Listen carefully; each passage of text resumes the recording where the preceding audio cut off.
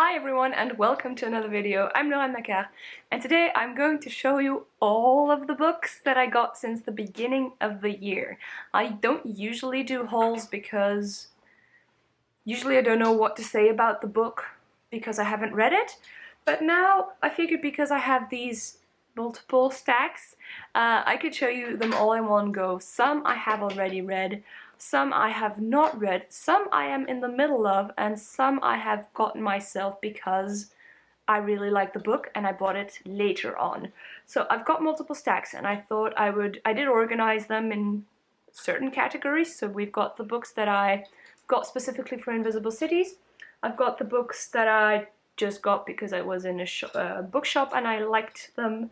We've got the books that I either got from friends because they were done with it and thought, hey, does anybody want to read this? And then I said, the books that I found in free libraries and books that I was gifted, and we have the pile of books that I got myself because I really liked the book and wanted to own it. Like I said, a couple of stacks. Let's dive into it. I wanted to start with the books that I got specifically for Invisible Cities. There are only four, which I think is pretty good, seeing as I'm usually reading 3 books a month for that, but one is oftentimes an audiobook. And as of now, I have already read all 4 of them. So one is my pick for Romania, La femme qui a mangé les lèvres de mon père, which is a kind of retelling of mermaids, and this is written by Tudor Ganea. I read this in French. Then we have The Makioka Sisters by Tanazaki. This is about 4 sisters in Japan in the period leading up to the Second World War. Am I saying that correctly? I just read this a couple of weeks ago. I was going to read this in January, but I ended up reading it in May. I also got The Housekeeper and the Professor by Ogawa, which I really liked, and it is the story about a housekeeper that goes to become the housekeeper for a math professor that has memory problems. And last but not least, Le Pays des Autres by Leila Slimani, which was my pick for Morocco. The other 2 were Japan, by the way.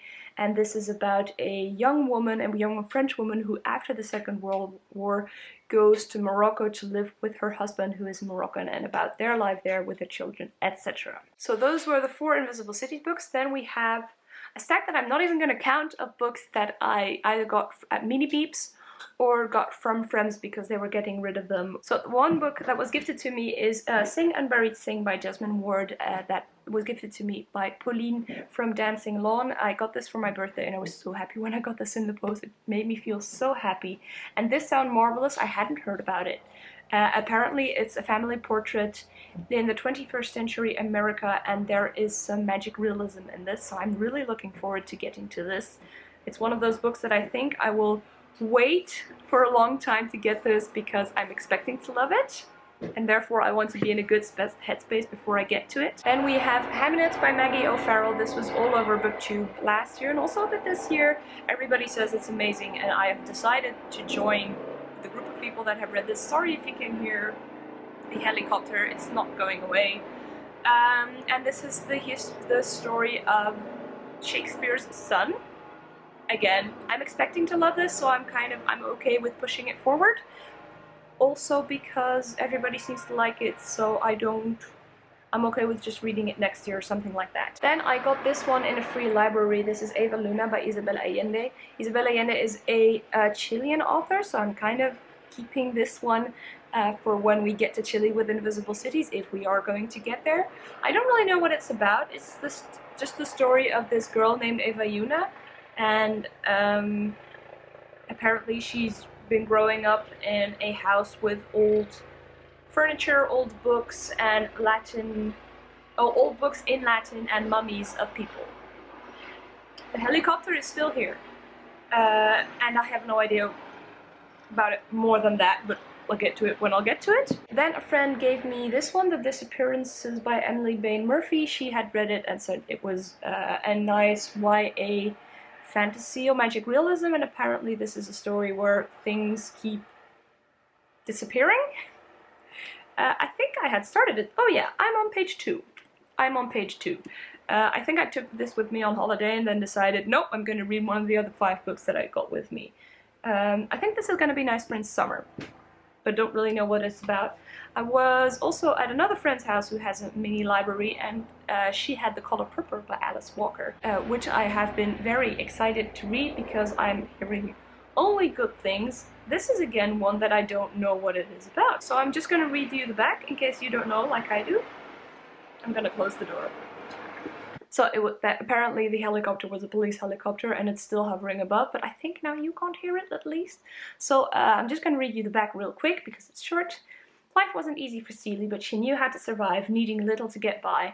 Then her husband's lover, a flamboyant blues singer, barreled into her world and gave Celie the courage to ask for more, to laugh, to play, and finally to love. I might actually read this month because it's Pride Month. That's a good idea. Let me put it on a different stack than all the other books. There, it is on the ground now. The same day that I got this pearl, I got this very different pearl, also in a free library, and it's Bridget Jones' Diaries by Helen Fielding. I've seen the movies, never actually read the book. This is a Pride and Prejudice retelling, and I think this is going to be great to read in a very rainy autumn day, so I'm keeping this one for that. It's not supposed to go on the stack of things I'm going to read now. This one I also got from a friend from my book club, and it is Agnes Mastretas Frauen mit großen Augen. I told her about my plan to read one German book this year, maybe more, and she said this one was nice. Apparently it has to do with Mexico in the 30s, and there are women that are supposed to take care of the house and the children, etc., etc.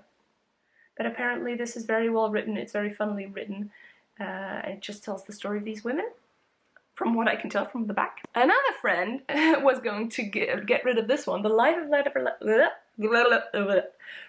of Never Letting Go by Patrick Ness. I read this just last week, and you'll see me talk about it in my next wrap-up. I really hated this. It's YA dystopian, I would say, and it's about a world in which there's a boy in a town, and in the town everybody can hear the other people's thoughts. In the town there are also only men, and he is discovering that he was lied to for the big chunk of his life, and he discovers in the swamp near his this village that there's this thing, this place that is completely silent, and that triggers all sorts of events. And I hated this! I don't know why I didn't DNF it. Another friend, well, no, this is a friend that also gave me another book. Don't know which ones, but she got rid of The Luminaries by Eleanor Catton. I also finished this one this week, so you'll also see me talk about this one in my next wrap-up. This is historical fiction set in New Zealand, and it is about the lives of a whole bunch of people surrounding the find of a dead man, and I'll talk about it more then. But it's a biggie. Last but not least in the list of books that I got from friends / found at mini beeps of friends, which is the case with this one, is Akin by Emma Donoghue. Really like this one. It was a very quick read, and it is about an older man that has to take care of his grandnephew. Is that a word? I think so. As they go to Nice, his grandnephew doesn't have someone to take care of him for a period of 1 or 2 weeks, and they both have prejudices about each other, especially the older man towards the younger son, and they go to Nice because the older man wants to discover more about his family's history. And I really like this one, so this is one of those that I have read. Talking about books that I've read, so I've also got this stack of books that I bought because I really liked them, and because I loved them so much that I wanted to own them. And I actually went on a little bit of a shopping spree just a few weeks ago because I had had a crappy day. One is Ted Chiang's Exhalations. I got this one as a result of having read this with my book club. I had read it as an ebook, I think, but this cover is amazing and I really love the stories. And I also got one of Ted Chiang's other books. These are short story collections. They are a bit sci-fi-y, they're a bit philosophical, and I absolutely love them. Then we have The Lost Man by Jane Harper, which is a mystery thriller set in the Australian outback where a man is found and his three brothers don't really know what happened to him.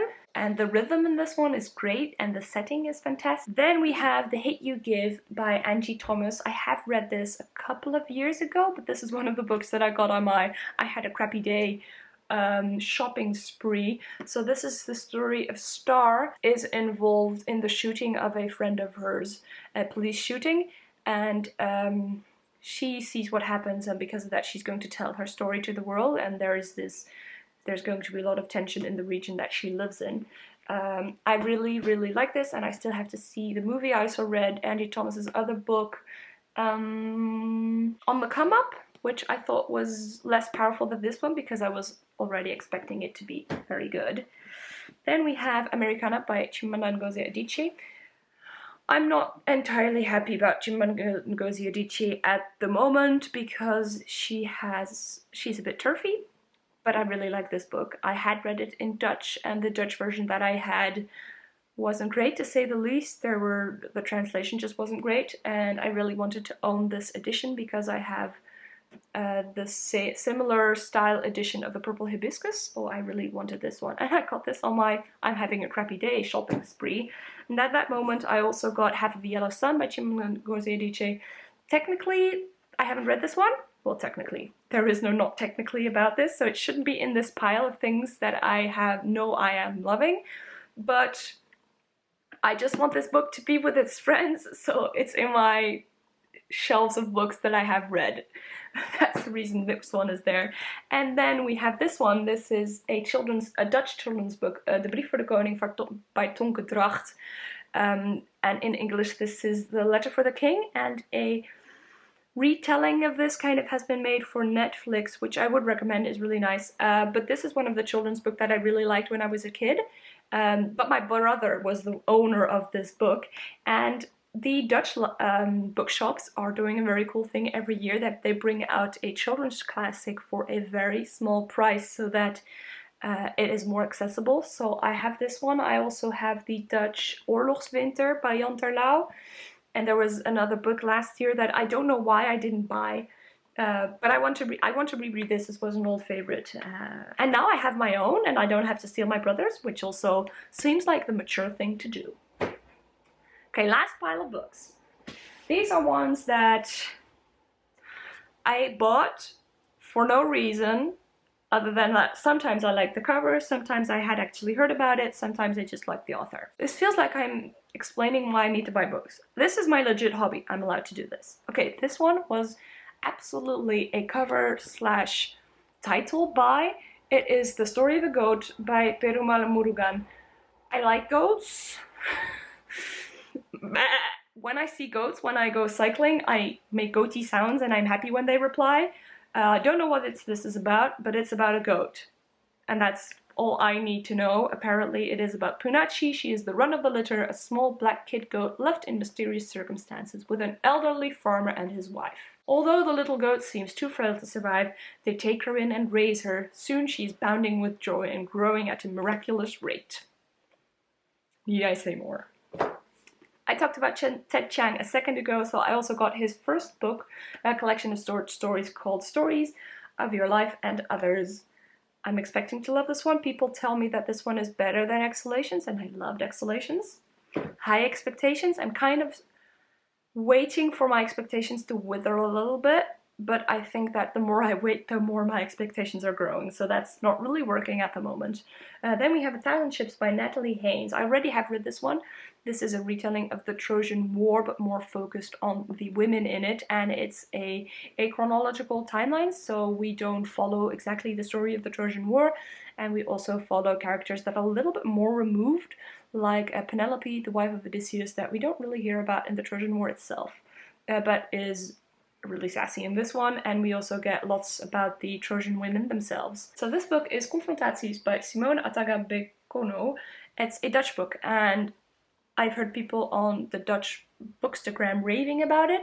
It was shortlisted for a big Dutch prize that was won by this very old white dude in a setting where they're saying that they're trying to make literature something for young people again, choosing to give a well-known prize to a very old Dutch dude that makes literature that is not very much for the masses and not for the young people is an interesting choice.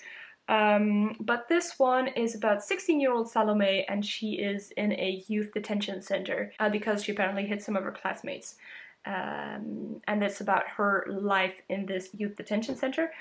I have only high expectations. Then we have Mijn Lieve Gunsteling by Marieke Rukels-Reinfeldt. They are the winner of the Man Booker International last year. No, the Booker International, I should say. I really liked it because that book, The Discomfort of Evening, really hit a spot that I apparently have. And I think this one is going to be similar. I don't know what it's about, but I think it's also set in a similar Dutch countryside kind of setting.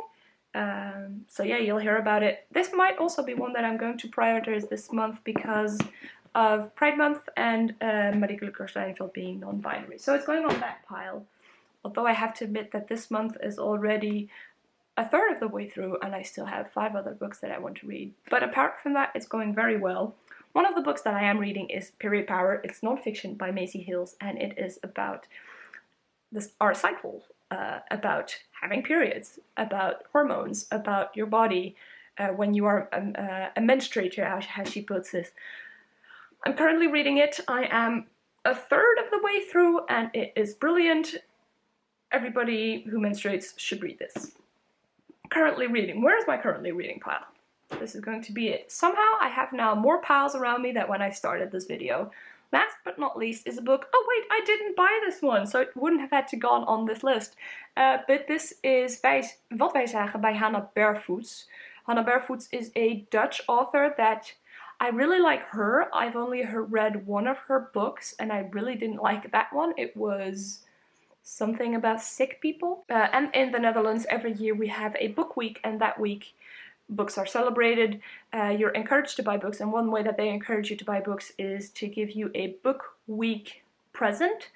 So that is a short fiction book written by one of the Netherlands', or at least Dutch-speaking authors, because I think a couple of years ago it was a Belgian author. Anyway, this year this was the book week present, Boekenweekgeschenken. Don't know what it's about. I don't, because I got this one because I went to buy books. Or did I go to buy books to get this one? We will never know. But apparently it's about Kaylee, and she is going to work as a content moderator on an online platform, and it's about her life, her working life. It's short, so I should, well, I'm not going to make time for it this month, but I think this is one that I need to prioritize soon, because otherwise it's going to be one of those that I, maybe in 3 months time, will not be interested in that much. But I really hope that I like this one because I want to like Hannah Barefoot. So those were, no wait, I have 2 other books that were not on the right piles. 2 non-fictions. One is The Corporate Tribe by Danielle Brown and Jitse Kramer. This is about using knowledge from the anthropological world to look at the corporate world, so seeing how you describe tradition to describe the traditions and the atmosphere and the traditions. Did I already say traditions? Maybe. In organizations. I'm slowly making my way through this. I haven't really been in the headspace for it yet. And the other one is one that I kind of got to learn from work. It's Why the Games Work in Search of Active Substance, and the editors are Leon de Caluwe, Geert-Jan Hofstede and Vincent Peters. This is just a collection of academic articles about serious gaming, and I am in the serious gaming industry, so should give this a go. Anyway, those were all of the books that I got since the 1st of January. They are quite a lot. I haven't counted them. I will, maybe, okay, I will. 1, 2, 3, 4, 5, 6, 7, 8, 9, 10, 11, 12, 13, 14, 15, 16. I forgot one. Now I forgot the count. But, last but not least, I got myself this chunker. It's The Lord of the Rings in this beautiful bound edition. We've got the, are you going to say 3 or are you going to say 6 books? In English, because I've only read them in French years ago, and it has illustrations. It is marvelous, it is heavy, it is so pretty, it was expensive, and I'm so happy I got it. This is, I mean, this is what birthdays are for, right? Getting yourself something that you don't really need, but will make you really happy. I had hoped there would be more illustrations, but this is going to be a joy to reread when I get to it. So I was counting my books when I found this one. 1, 2, 3, 30, 31. 31 in a little bit more than 5 months' time. That might be a little bit much. There is one last thing that I want to show you before I leave you, because this video is definitely not long enough yet, and that is how I keep track of all this. I'm flipping through my bullet journal right now. This is not the right page. This is also not. This is the right page. So at the beginning of the year, I made this overview of all of my unread books on my shelves, and I'm coloring them in the ones that I have read. And then on the other side of the page, I made these separate shelves for every month, and I'm writing down the books that I got in that month as we go along, and also marking down what I have been reading.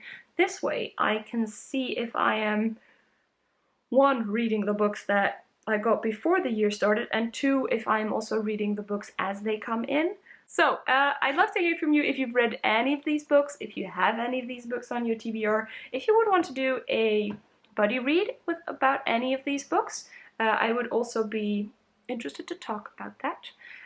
And I will say goodbye for now. See you in another video. Bye. Ba-chum, ba-chum, chum.